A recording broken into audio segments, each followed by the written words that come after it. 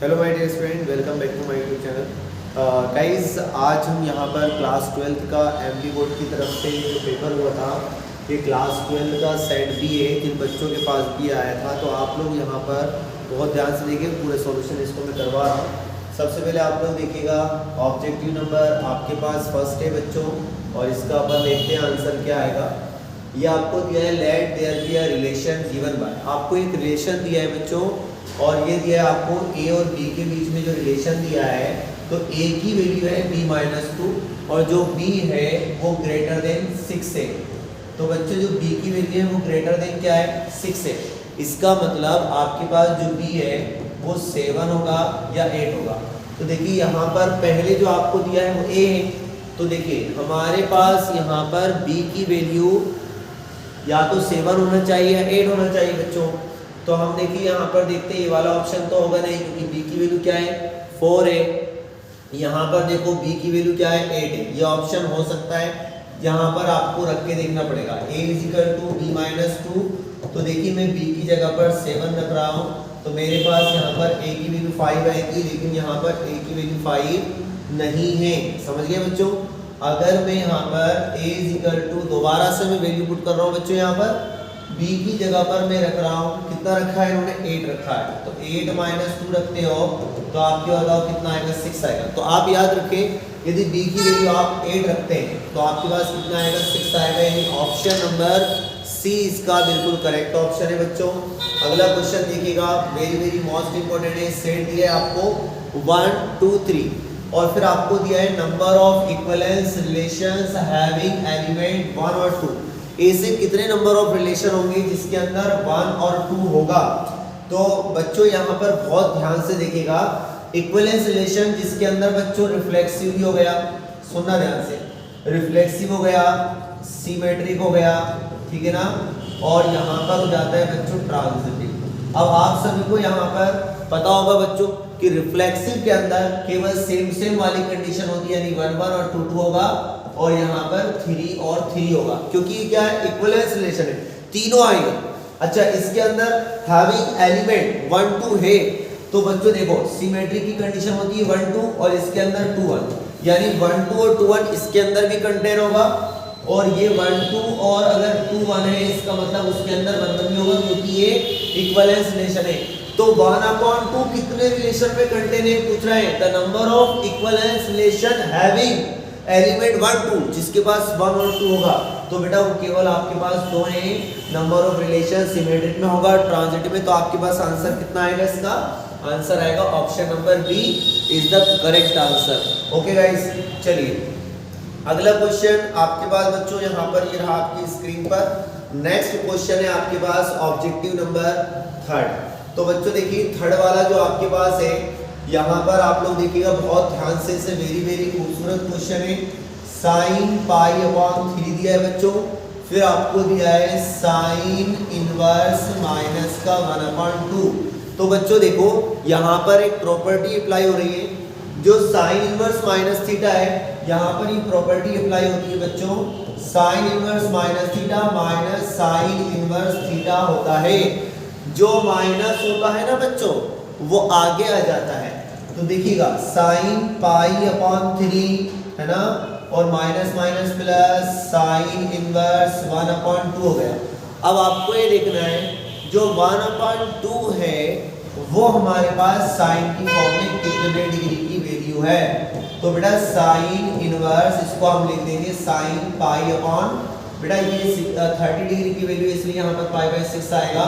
Okay, अब ये हो जाएगा sin π/3 प्लस sin इनवर्स से sin कैंसिल, ये फॉर्मूला लगता है बच्चों, तो हो जाएगा π/6 हो जाएगा। अब देखिए sin ये हो जाएगा 6π प्लस 3π, क्रॉस मल्टीप्लाई कर दिया, 6 3 18। तो बच्चों ये हो जाएगा हमारे पास 9π/18, और 9 1 9 9 2 18। तो बच्चों ये आ गया sin π/2, और sin 90 डिग्री की वैल्यू बच्चों बताओ क्या होती है, तो sin 90 की वैल्यू 1, यानी ऑप्शन जो इसका करेक्ट है वो आपके पास आएगा क्या बच्चों, यहाँ पर आपके पास ऑप्शन नंबर डी इसका करेक्ट है। ओके गाइस, अब सुनिएगा अगला क्वेश्चन। जो नेक्स्ट क्वेश्चन है बच्चों हमारे पास आप लोग ध्यानपूर्वक तरीके से देखिएगा, matrix A I J 1 and n is a, तो बच्चों बताओ जिसके अंदर केवल पहले हमारे पास कोई भी मैट्रिक्स होती है तो हमारे पास ये जो m और n होता है ये रो होता है और ये कॉलम होता है। अगर किसी मैट्रिक्स के अंदर केवल एक कॉलम एक रो होता है तो वो क्या कहलाएगी, हमारे पास रो मैट्रिक्स कहलाएगी। क्या कहलाएगी बच्चों, रो मैट्रिक्स। और अगर एक कॉलम होगा तो कॉलम मैट्रिक्स। ओके गाइस, अगला देखिए, every element of the diagonal of skew matrix, every element of the diagonal of skew matrix is a zero, positive, negative और नॉन रियल। तो बताओ बेटा, आपके पास यहाँ पर क्वेश्चन ये है, तो बच्चों आपके पास क्वेश्चन ये है कि यहाँ पर आपसे पूछा है every element of diagonal of a skew symmetric. देखिए, अगर आपको स्क्यू सिमेट्रिक नहीं पता हो तो आप यहाँ पर देख लीजिए, ये हमारे पास स्क्यू सिमेट्रिक है जिसके अंदर जो डायगोनल है ना, डायगोनल वो हमारे पास 0 0 होते हैं। ये देखिए, अब देखिए डायगोनल मैट्रिक्स की खासियत ये होती है बच्चों, अगर उसका आप ट्रांसपोज निकालते हो तो माइनस का आएगा, और माइनस से जब ही आएगा जब ये आपको 0 0 रखना पड़ेंगे।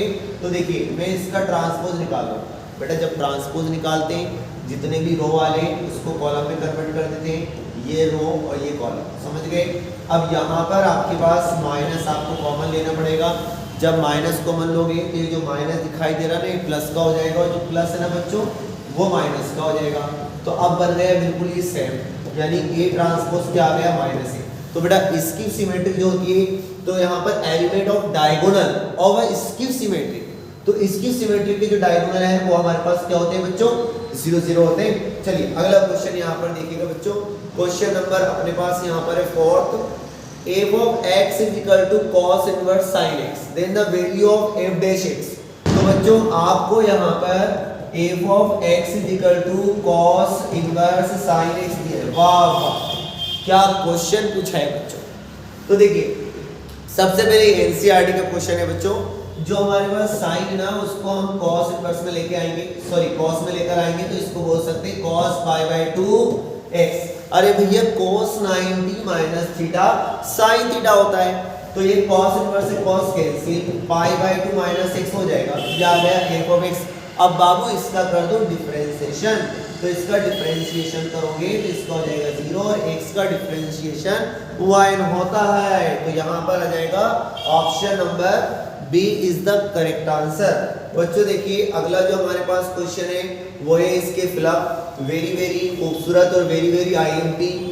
चलिए बच्चों, यहाँ पर द डेरिवेटिव ऑफ 10x² + 5, तो बच्चों हमसे इसका डेरिवेटिव पूछा है।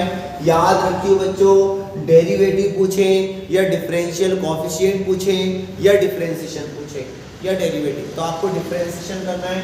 10 का डिफरेंशिएशन सेक स्क्वायर और ये 8c² + 5 वैसा का वैसे ही, तो दहेज कमाल है। अब यहाँ पर देखो 10 का हो गया सेक स्क्वायर, अब 10 को छोड़ दो, अब करो x² का, तो x² का 2x और 5 का 0, तो बच्चों 2x को आगे लिख दो और ये हमारा आंसर हो जाएगा सेक स्क्वायर x² + 5। तो बच्चों हमारे पास इसका जो आंसर आ रहा है वो आप लोग समझ गए होंगे, जो आंसर आ रहा है बच्चों आप लोग समझ गए होंगे। क्या आ रहा है आंसर बच्चों, इसका आंसर आ रहा है 2x, बोलो बोलो कितना आ रहा है भाइयों, 2x और सेक स्क्वायर x² + 5। बच्चों नेक्स्ट आपके पास जो क्वेश्चन है, the number of element in matrix of order 2 and 3। तो बच्चा आपसे पूछा नंबर ऑफ एलिमेंट्स कितने होंगे, जिसका ऑर्डर 2 और 3 है, तो बेटा मल्टीप्लाई कर दो, 2 3 6 एलिमेंट होंगे। सिंपल सा क्वेश्चन पूछा था यार। The integrating coefficient of differential equation, बच्चों वेरी वेरी खूबसूरत क्वेश्चन, इसको कंपेयर करेंगे dy/dx + py = q। तो बच्चों बताओ y का कोएफिशिएंट क्या है, अरे y का कोएफिशिएंट बाबू 10x है, तो यहाँ पर लेंगे 10x और ये q है जो हमारे पास sin x है। तो बच्चों हम यहाँ पर निकालेंगे IF e⁻t dx। अगर यहाँ पर dy/dx यानी कि x नीचे तो यहाँ पर dx लगाना है आपको। अब बताओ e⁻, p के प्लेस पर क्या है 10x है और ये dx। तो बेटा 10x का इंटीग्रेशन होता है log sec x और बेटा यहाँ पर ये फॉर्मूला है e की पावर log m होता है तो यहाँ पर m आता है। e की पावर log m होगा तो यहाँ केवल क्या आएगा बच्चों, m आएगा। तो बच्चों यहाँ पर आ जाएगा हमारे पास केवल क्या, sec x आ जाएगा।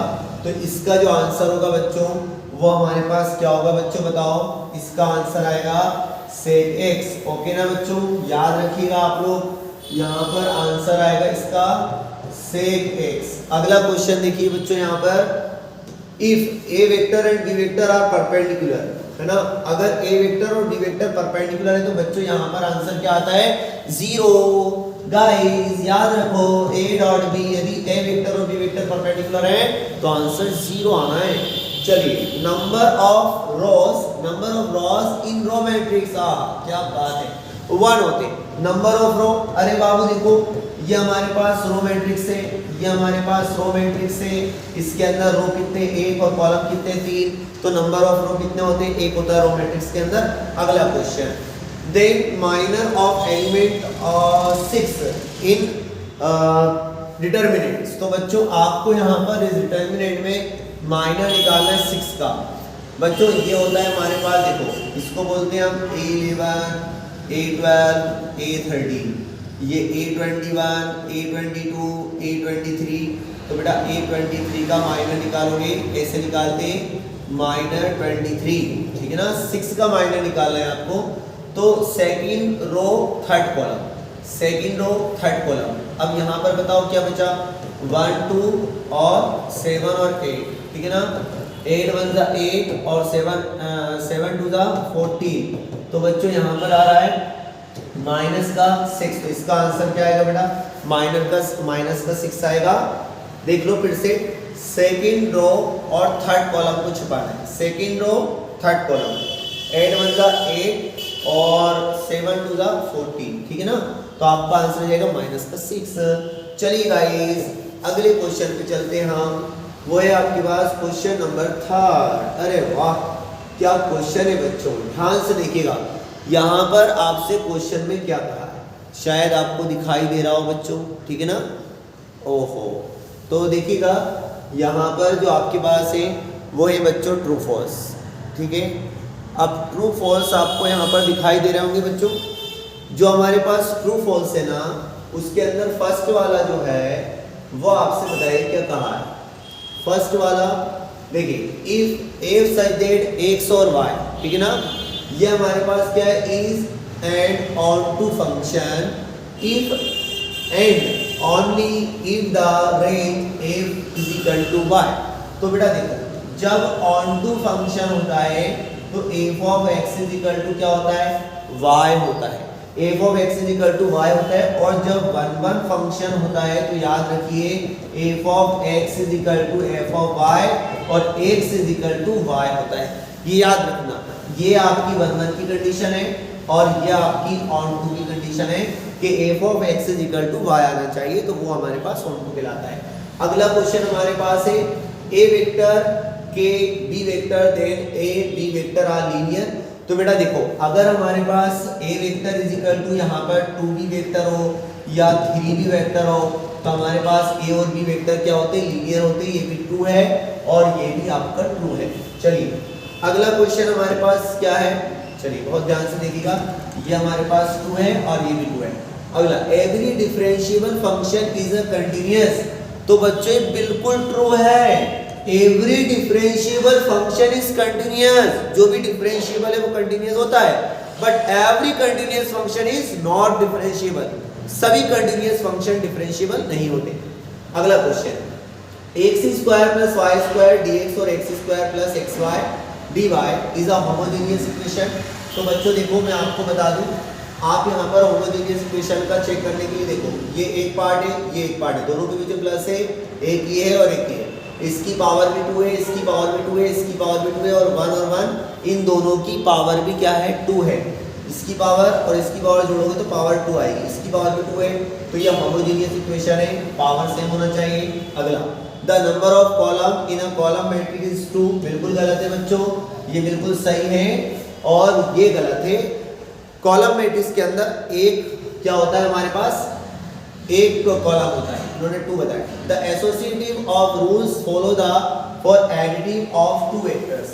तो बच्चों एसोसिएटिव रूल क्या होता है, ये हमारे पास होता है ए वेक्टर प्लस बी वेक्टर और सी वेक्टर है, तो अब इसी एसोसिएट करेगा। अब किसको एसोसिएट करेगा, ये बी को, तो ए वेक्टर प्लस बी वेक्टर और प्लस सी वेक्टर, तो इसने एसोसिएट किसको कर लिया भैया, बी को एसोसिएट कर लिया। तो ये हमारे पास क्या कहलाता है, ये हमारे पास कहलाता है ये इसको फॉलो करता है कि नहीं करता। तो बेटा अगर वेक्टर से उसको अगर आप ए से जोड़ लो, बी प्लस सी जोड़ के ए जोड़ लो, या ए प्लस बी के अंदर सी जोड़ लो। जैसे ए वेक्टर में आपको ले रहा हूं आई के प्लस जे के प्लस के, बी वेक्टर मैंने ले लिया आपके पास 2i के 3j के और 5k के, इसको मैंने ले लिया सी वेक्टर 2i के 2j के और 2k के। तो बच्चों देखो अब यहाँ पर वैल्यू रख के पहले b और c को जोड़ लो, तो आपने यहाँ पर b और c को जोड़ोगे 2 2 4 4 और 1 5, या पहले a और b को जोड़ो 2 और 1 3 3 और 2 5, बात बराबर होगी, तो इसको एसोसिएटिव बोलते हैं।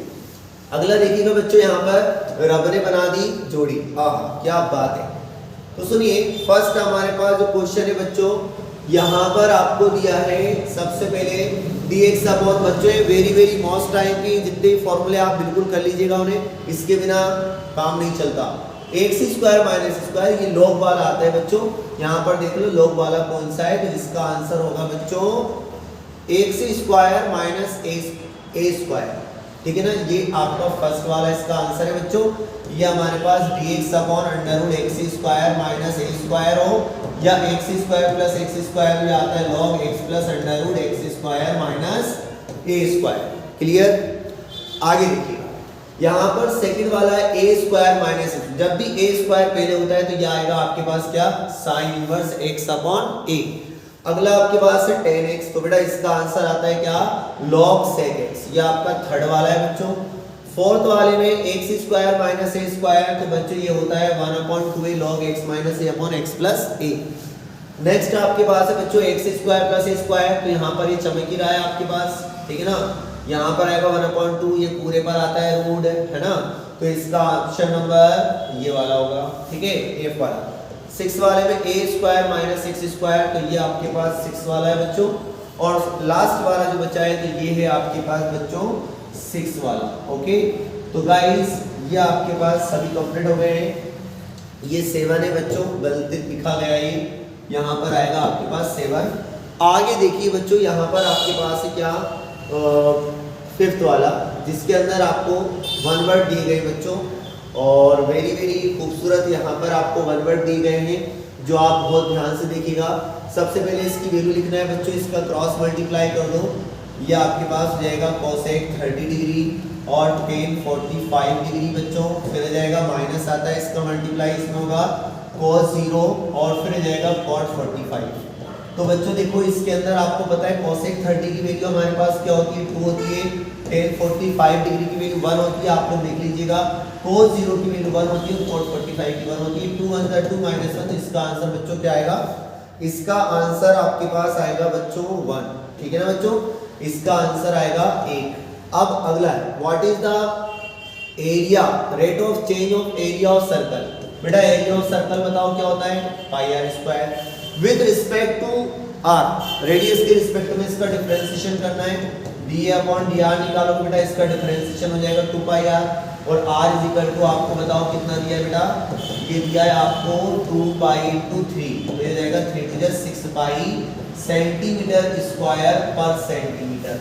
बेटा किसके रिस्पेक्ट में निकालना है, रेडियस के, और सेंटीमीटर दिया है, तो जब एरिया की यूनिट होती है सेंटीमीटर स्क्वायर और रेडियस की यूनिट होती है सेंटीमीटर, तो इसका आंसर बच्चों आपके पास आ जाएगा क्या, ये इसका आंसर आएगा 6 पाई सेंटीमीटर स्क्वायर पर सेंटीमीटर। ओके, अगला क्वेश्चन आपके पास ये रहा, right the domain of cot inverse x. बेटा इसका डोमेन होता है -∞ से लेकर +∞ के बीच में। ओके, अगला क्वेश्चन है unit vector along the vector. बेटा यूनिट वेक्टर निकालते हैं, तो देखिए यूनिट वेक्टर का मैं आपको फॉर्मूला बताया था बच्चों, यूनिट वेक्टर का फॉर्मूला होता है a vector upon magnitude of a vector. तो बच्चों सबसे पहले यहाँ पर ए वेक्टर लिख लो, आई कैप, जे कैप, के कैप, और इसका निकालना है आपको क्या, ए वेक्टर का मैग्नीट्यूड।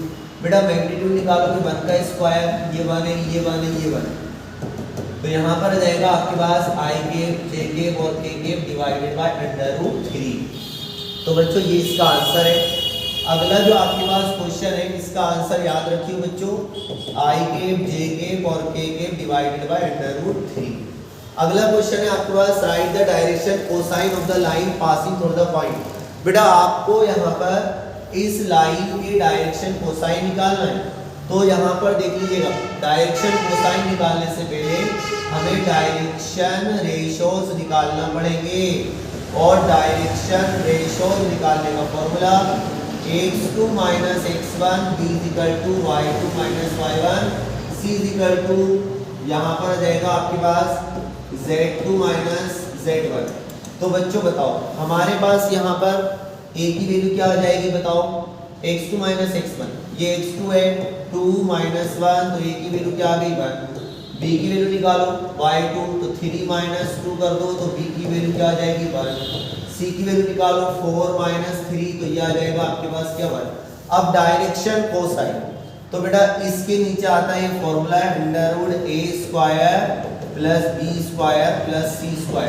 तो बताओ बच्चों a की जगह पर 1 है, और यहाँ पर मैं आपको जो बता रहा हूँ बहुत ध्यान से देखिएगा, 1 का स्क्वायर 1 ही होता है, 1 का स्क्वायर 1 ही होता है, और ये 1, तो आपके पास क्या जाएगा 1/√3। तो बच्चों ये बिल्कुल सेम चलेंगे, इसके डायरेक्शन रेशोज हमारे पास जाएंगे 1/√3, 1/√3 और 1/√3, ठीक है ना। अगर आप जिस तरीके से फॉर्मूला लिखा है, तो अगर आप a निकालोगे तो बेटा वो आएगा b/√a² + b² + c², है ना, ACC के इक्वल टू में आता है, चलेगा। अगला क्वेश्चन हमारे पास क्या है बच्चों, यहाँ पर ध्यानपूर्वक तरीके से देखिएगा बच्चों, ये मैंने आंसर भी रख कर दिया, ये आएगा 1/√3, 1/√3 और 1/√3। बेटा आपके पास लिखा है the order of the differential equation, बताओ कितनी बार डिफरेंशिएशन है बाबू, इसका 4 बार डिफरेंशिएशन है, जिसका ऑर्डर आएगा 4। Write the value of cot, oh my god, देखो ये कॉट और ये tan inverse a plus cot inverse a। अब बाबू आपने पढ़ा होगा कि tan inverse x plus cot inverse x की वैल्यू क्या होती है π/2। तो बताओ बाबू इसकी जगह पर क्या रख दोगे π/2, और cos 90 की वैल्यू क्या होती है 0, तो इसका आंसर क्या जाएगा 0। Thank you so much guys, अगर चैनल सब्सक्राइब नहीं किया है तो चैनल को सब्सक्राइब कर लें। Thank you so much, next video मिलते हैं, बाय बाय।